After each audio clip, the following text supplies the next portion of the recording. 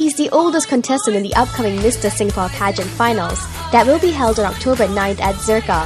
But for 27-year-old Sid Hamid, his age is an advantage. And in this clip, he also reveals the most romantic part of Bedok. My name is Sid Hamid. I'm actually 27 years old, and I work as a pediatric occupational therapist. So that means I work with kids with special needs and their families. And probably the most interesting thing about me here in the pageant is basically I'm the oldest contestant. Advantage or disadvantage?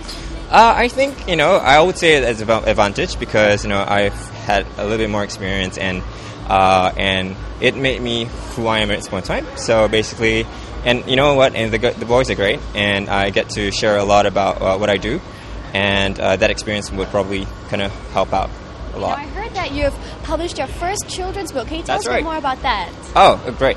Actually, this is my first time launching my children's picture book, and it's dedicated to all my children that I work with, and they have a certain condition called a sensory processing disorder, and they've really opened my world in a way that instead of judging them for who they are, that there could be an underlying condition or underlying problem besides. And also, I believe that the book is really inspired by the fact that I actually underwent a coaching program, and that really inspired me to do this book.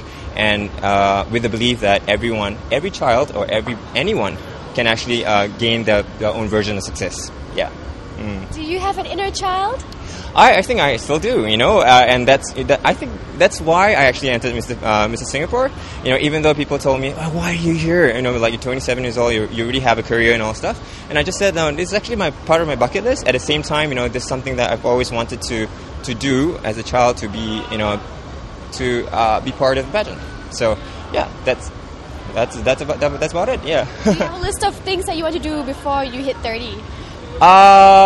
Definitely. Okay, one is really being Mr. Singapore, a pageant, and two, probably traveling around the world. And I've not done that yet. So basically, that's something that I would probably want to do starting from next year. And first stop is definitely Europe.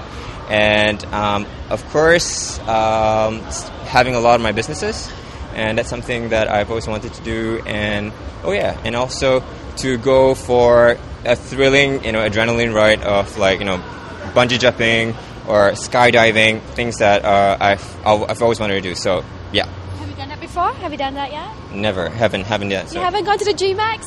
Yeah. No, seriously, I've never been to the GMAX, and even though I'm here in Singapore, that's an opportunity for me to do that. But definitely would be one of the things that I'll look up for. Yeah. Now you're representing Bedok. Yes. So tell us something interesting about your area. Bedok is actually a very interesting old estate and has a very nice mix. Sometimes you get to see a group of the older citizens where they do the Tai Chi and in the evenings. And then if you want to have grab good food, there's also this Block 85, bak chor mee, and there's a long queue for it, and everyone's crazy for it, and they go there to eat in bak chor mee. And and at the same time, there's a lot of this Bedok Central is basically bustling with life.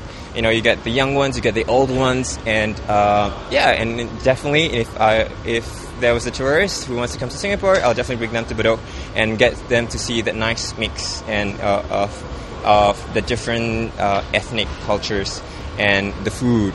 Yeah, definitely. Yeah. Okay, now Sid, I know that you're single, yeah? Yes, I am. Okay, so if you had to bring a date to Bedok, what's the most romantic part of Bedok?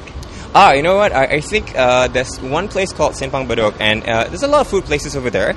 At the same time, there's also quiet places over there, and it would be nice for me to bring her out, for a romantic date, and just to see, it's just to see the sky. Stargazing. Oh yeah, I mean, it's like a small open field, and there's a star. You can look at the stars. You can lay out the, picnic mat and just enjoy, the picnic basket. You've done it before. I have. That's yeah.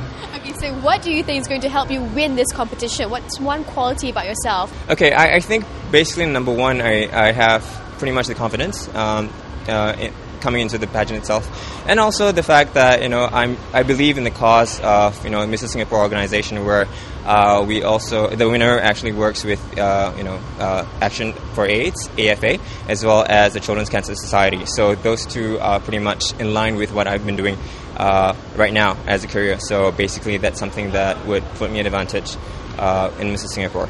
Yeah. Apart from confidence, what's your best physical feature? Best physical feature, I would probably say one is the height.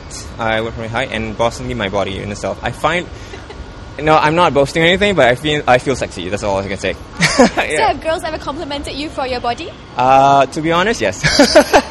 And my broad shoulders as well. So yeah. Okay. Yeah. All right. All the best. Sid. Thank you so much. Thank you. Up next, contestant Adrian Chia tells us that he would bring his date to a dark and sticky place, and then to a colder but also dark place in Ang Mo Kio. What exactly does Adrian intend to do on this date? Well, stay tuned to find out.